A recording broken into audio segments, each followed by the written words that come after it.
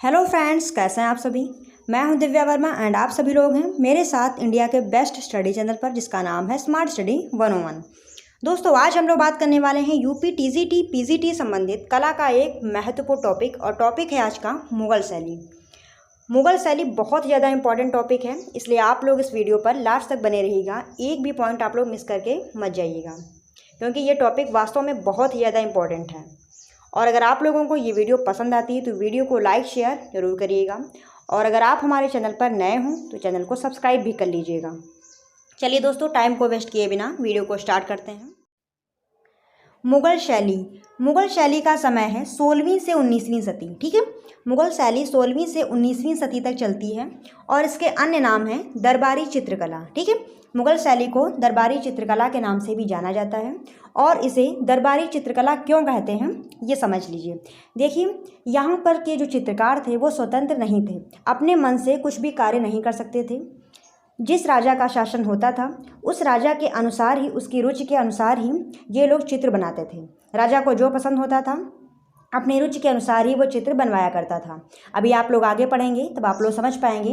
अकबर काल में चित्र अकबर की रुचि के अनुसार बने हैं, शाहजहां काल में शाहजहां के अनुसार बने हैं, जहांगीर काल में जहांगीर की रुचि के अनुसार चित्र बनाए गए हैं।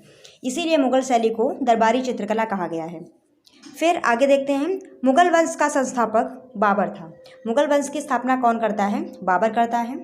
और मुगल वंश की स्थापना कब हुई थी? तो 1526 में। ठीक है, 1526 में मुगल वंश की स्थापना हुई थी। आगे देखते हैं, अब पढ़ते हैं बाबर के बारे में। बाबर का जन्म 1483 ईस्वी में फरगना ईरान में हुआ था। इसका पूरा नाम जहीरुद्दीन मोहम्मद बाबर था। बाबर का पूरा नाम क्या था? जहीरुद्दीन मोहम्मद बाबर। इसके पिता का नाम उमर शेख मिर्जा था। बाबर के पिता तैमूर वंश के थे व माता मंगोल वंश की थी। बाबर के पिता तैमूर वंश के थे और माता मंगोल वंश की थी। चलिए आगे देखते हैं। 1526 ईस्वी में पानीपत के प्रथम युद्ध में बाबर ने इब्राहिम लोदी को हराकर भारत में मुगल वंश की स्थापना की। ठीक है, भारत में मुगल वंश की स्थापना कैसे होती है? तो देखिए, पानीपत के युद्ध में बाबर और इब्राहिम लोदी का सामना होता है, जिसमें इब्राहिम लोदी की हार होती है, बाबर जीत जाता है, और फिर 1526 में ही मुगल वंश की स्थापना बाबर करता है। बाबर ने अपनी आत्मकथा तुजुक ए बाबरी बाबरनामा तुर्की भाषा में लिखी है। ठीक है, बाबर ने अपनी आत्मकथा तुजुक ए बाबरी नाम से लिखी है और तुर्की भाषा में लिखी गई है। अब्दुल रहीम खान खाना ने इसका फारसी भाषा में अनुवाद किया है वकायत ए बाबरी नाम से। वकायत ए बाबरी नाम से अब्दुल रहीम खान खाना ने बाबरनामा का फारसी भाषा में अनुवाद किया है। ठीक है, आगे देखते हैं उपाधियाँ। बाबर को कुछ उपाधियाँ भी मिली थी, जैसे देखिए यहाँ पर 1507 में बाबर ने पातशाह की उपाधि धारण की। 1507 में बाबर ने पातशाह की उपाधि धारण की। बाबर को अपनी उदारता के लिए कलंदर की उपाधि मिली थी। बाबर को अपनी उदारता के लिए कलंदर की उपाधि मिली थी। खानवा के युद्ध में राणा सांगा को हराकर बाबर ने गाजी की उपाधि धारण की थी। तो यहाँ पर देखिए, पातशाह, कलंदर और गाजी, ये तीनों ही उपाधियाँ बाबर को मिली थी। चलिए आगे देखते हैं।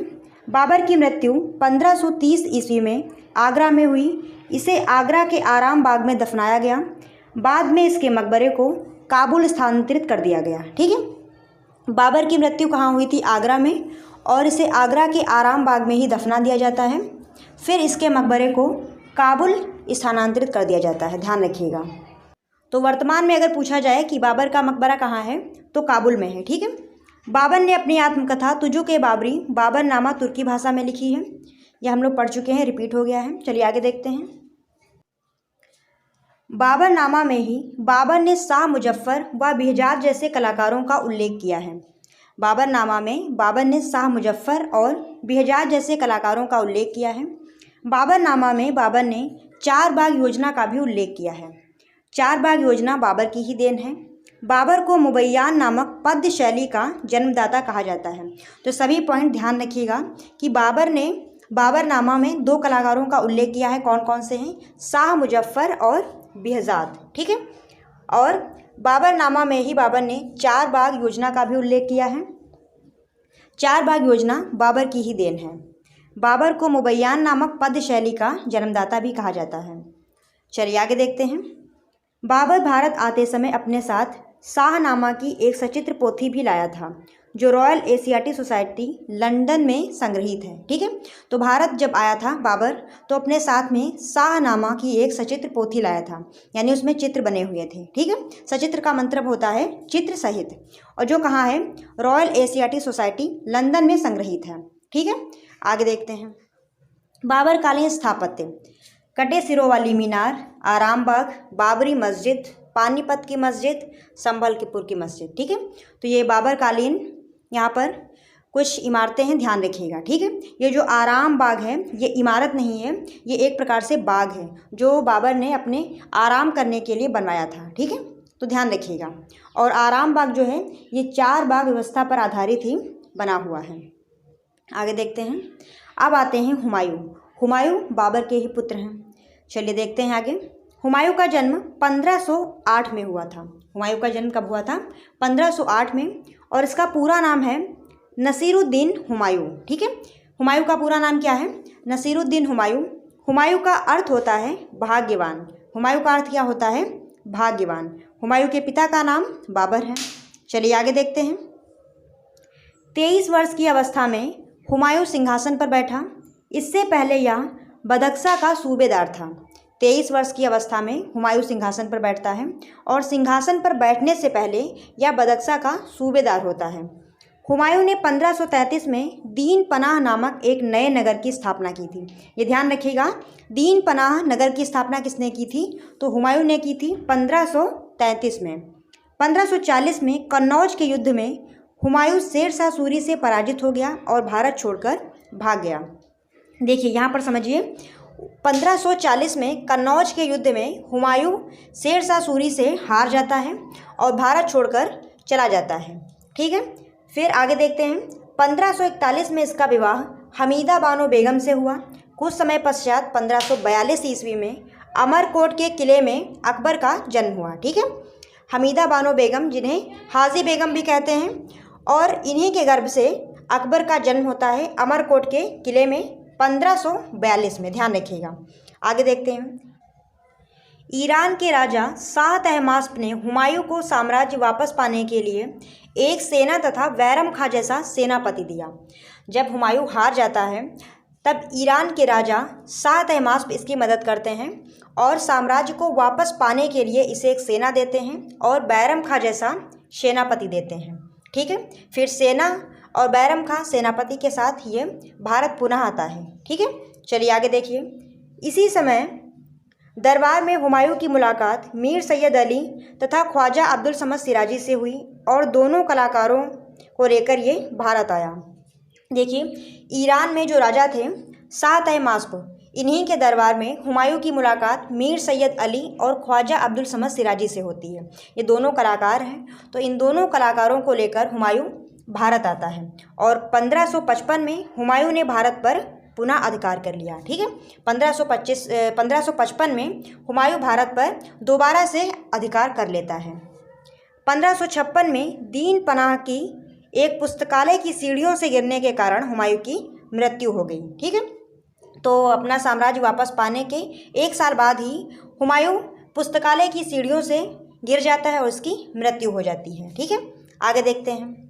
हुमायूं का ज्योतिष में अत्यधिक विश्वास था, इसीलिए उसने सप्ताह के दिनों के अनुसार कपड़े पहनने के नियम बनाए। ठीक है, हुमायूं ज्योतिष में भी विश्वास रखता था। आगे देखते हैं। हुमायूं नामा की रचना हुमायूं की बहन गुलबदन बेगम ने की थी। ये पॉइंट ध्यान रखिएगा। हुमायूं नामा की रचना किसने की थी? हुमायूं की बहन गुलबदन बेगम ने। और बाबर नामा की रचना बाबर स्वयं करता है, ध्यान रखिएगा। आगे देखते हैं। हुमायूं का मकबरा। अब हुमायूं के मकबरे के बारे में पढ़ते हैं, क्योंकि इससे संबंधित बहुत सारे ऐसे पॉइंट हैं जो महत्वपूर्ण है, आपके पेपर में पूछे जाते हैं। चलिए देखते हैं। हुमायूं के मकबरे का निर्माण उसकी पत्नी हाजी बेगम ने अकबर काल में करवाया और यह दिल्ली में स्थित है।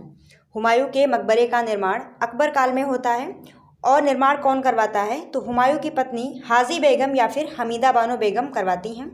और ये कहाँ है? तो दिल्ली में स्थित है। हुमायूं का मकबरा दिल्ली में स्थित है। यह मकबरा दिल्ली में स्थित मुगल वास्तुकला का प्रथम नमूना है। दिल्ली में स्थित मुगल वास्तुकला का प्रथम नमूना है, यानी कि इससे पहले मुगलों ने दिल्ली में कोई भी इमारत नहीं बनवाई थी। ठीक है, तो हुमायूं का मकबरा दिल्ली में स्थित मुगल काल का पहला नमूना है। इस मकबरे में दोहरा गुंबद है। ठीक है, इस मकबरे में दोहरा गुंबद है यानी कि डबल डोम है। आगे देखते हैं, इसके वास्तुकार मिर्जा ग्यास बेग हैं। जो हुमायूं का मकबरा है इसके वास्तुकार कौन है? मिर्जा ग्यास बेग। यह मुगल कालीन पहली ऐसी इमारत है जिसमें संगमरमर का प्रयोग हुआ है। यह मुगल कालीन ऐसी इमारत है जिसमें संगमरमर का प्रयोग हुआ है। ठीक है, यानी कि इससे पहले मुगल काल में जितनी भी इमारत बनवाई गई हैं उन किसी में भी संगमरमर का प्रयोग नहीं किया गया है। तो ये पहली इमारत है जिसमें संगमरमर का प्रयोग किया गया है। यह 4 बाग योजना पर आधारित मुगल कालीन प्रथम इमारत है। ठीक है, तो हुमायूं का जो मकबरा है ये 4 बाग व्यवस्था पर ही आधारित बना हुआ है। तो हुमायूं का मकबरा 4 बाग योजना पर आधारित मुगल कालीन प्रथम इमारत है। ठीक है, इससे पहले 4 बाग योजना पर आधारित कोई भी इमारत नहीं बनी है। ये ध्यान रखिएगा, इमारत नहीं बनी है, लेकिन जो आराम बाग है वो 4 बाग योजना पर ही आधारित है। क्योंकि वो बाग है इसलिए वो इमारतों में काउंट नहीं किया जाएगा। और जो इमारत अगर पूछी जाए कि पहली कौन सी है तो हुमायूं का मकबरा है। ठीक है, 4 बाग व्यवस्था पर आधारित पहली इमारत हुमायूं का मकबरा है। और वैसे अगर पूछा जाए तो आपका आराम बाग है। ठीक है, आगे देखते हैं, हुमायूं कालीन कला। हुमायूं को मुगल शैली का संस्थापक माना जाता है। हुमायूं को मुगल शैली का संस्थापक माना जाता है। और अगर मुगल शैली का वास्तविक संस्थापक पूछा जाए तो अकबर को माना जाता है। वैसे अगर ऐसे पूछा जाता है कि मुगल कला का संस्थापक कौन था या मुगल शैली का संस्थापक कौन था तो हुमायूं था। मुगल शैली का प्रथम ग्रंथ हमजानामा है जो हुमायूं के मस्तिष्क की उपज थी। इस पॉइंट को ध्यान रखिएगा, मुगल शैली का प्रथम ग्रंथ कौन सा है? हमजानामा, जिसे हुमायूं के मस्तिष्क की उपज कहा जाता है। हुमायूं यात्राओं के दौरान अपने साथ सचित्र पुस्तकें एवं चित्रकार रखता था। हुमायूं अपनी यात्राओं के दौरान सचित्र पुस्तकें और चित्रकार रखता था। आगे देखते हैं, हुमायूं ने अपने समय में मार्ग में कबूतर पकड़वाकर उसके पंख काटकर उसका चित्र बनवाया था। इसने काबुल में सफ़ीवी शैली के भी चित्र बनवाए हैं। हुमायूं ने काबुल में सफ़ीवी शैली के भी चित्र बनवाए हैं, ध्यान रखिएगा। ठीक है, तो दोस्तों आज के लिए बस यहीं तक। आई होप आप लोगों को ये वीडियो पसंद आई होगी। और आज हम लोगों ने बाबर और हुमायूं के बारे में पढ़ा है। नेक्स्ट वीडियो में हम लोग पढ़ेंगे अकबर के बारे में और जहांगीर, शाहजहां, औरंगजेब, सभी के बारे में 1 बाय 1 करके हम लोग पढ़ेंगे। ठीक है, तो ये जो आपकी मुग़ल शैली है ये बहुत ही ज़्यादा इंपॉर्टेंट है, इसलिए कायदे से आप लोग इसे पढ़िएगा। और दोस्तों अगर आप लोगों को आज के टॉपिक से संबंधित कोई भी डाउट हो तो आप लोग अपना क्वेश्चन कमेंट बॉक्स में कमेंट कर सकते हैं, उसका आंसर आप लोगों को दे दिया जाएगा। और दोस्तों अगर आप लोगों को ये वीडियो पसंद आई हो तो वीडियो को लाइक शेयर जरूर करिएगा। अगर आप चैनल पर हमारे नए हों तो चैनल को सब्सक्राइब भी कर लीजिएगा ताकि इसी प्रकार की अन्य वीडियोज़ आपके पास पहुँचती रहें।